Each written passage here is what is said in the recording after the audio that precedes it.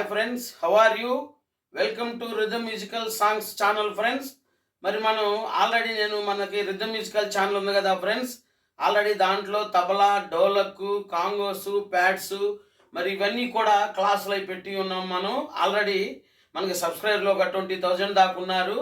మరి వీళ్ళందరూ కూడా ప్రతి ఒక్కళ్ళు చాలామంది అంటే ఈ మ్యూజిక్ అనేది ప్రొఫెషనల్గా తీసుకునే వాళ్ళు ఉంటారు, హాబీగా తీసుకునే వాళ్ళు ఉంటారు, ఏదో ఇంట్లో సరదా కోసం నేర్చుకొని చక్కగా ఇంట్లో టైంపాస్ అవ్వటానికి వాయించుకునే వాళ్ళు ఉంటారు. అయితే వీళ్ళలో ప్రొఫెషనల్గా తీసుకునే వాళ్ళు ఏంటంటే వాళ్ళు కమర్షియల్గా ప్రోగ్రామ్స్ చేసుకొని ఈ సంగీతం మీదే బ్రతుకుతారు. అంటే ఈ ప్రోగ్రామ్స్ని బేస్ చేసుకొని ఒక తబలిస్ట్ కావచ్చు, ఒక ప్యాడ్ డ్రమ్మర్ కావచ్చు, లేదంటే ఒక కిట్ ప్లేయర్ కావచ్చు, లేదంటే ఒక గిటారిస్ట్ కావచ్చు, లేదంటే ఒక కీబోర్డ్ ప్లేయర్ కావచ్చు, ఎవ్రీథింగ్ ఇన్స్ట్రుమెంటు ఏ ఇన్స్ట్రుమెంట్ అయినా సరే కమర్షియల్గా ప్రొఫెషనల్గా కనుక తీసుకుంటున్నట్లయితే ఇక ఈ మ్యూజిక్ మీదే బేస్ అయ్యి వాళ్ళ ఫ్యామిలీ బిడ్డలను చదివించుకోవటం కానీ, ఇంటి రెంట్లు కానీ ఏదైనా కూడా ఈ మ్యూజిక్ మీదే జరుగుతుంది. అయితే అట్లాంటి పిల్లలు చాలామంది మనకు ఫోన్ చేసి ఆల్రెడీ మన ఛానల్లో చెప్పాను నేను.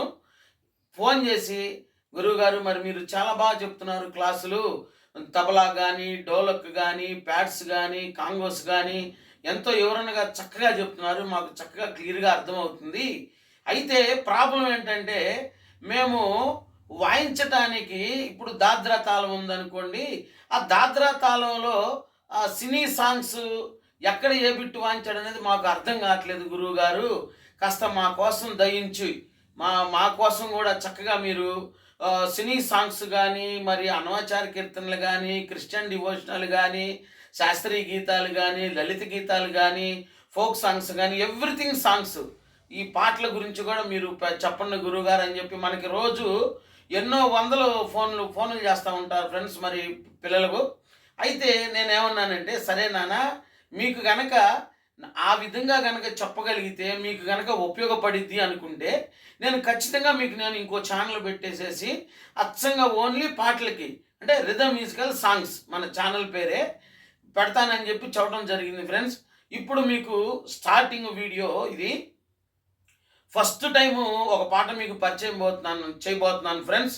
ఇది జై చిరంజీవి అనే సినిమా, చిరంజీవి గారు నటించిన సినిమా, మరి మణి శర్మ గారు మ్యూజిక్ డైరెక్టర్ చేసిన సినిమా అండి.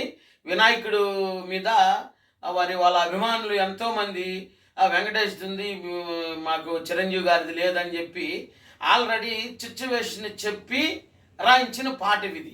ఈ పాట మీరు వినండి. ఫస్ట్ ఓపెనింగు, పల్లవి, ఒక బీజం, చరణం విన్న తర్వాత ఆ పాట మ్యూజిక్ డైరెక్టర్ ఎలా కంపోజ్ చేశాడు, అది ఏ తాళంలో ఉంది, ఎట్లా అనేది ఏందనేది మనం తర్వాత మాట్లాడుకుందాం ఫ్రెండ్స్.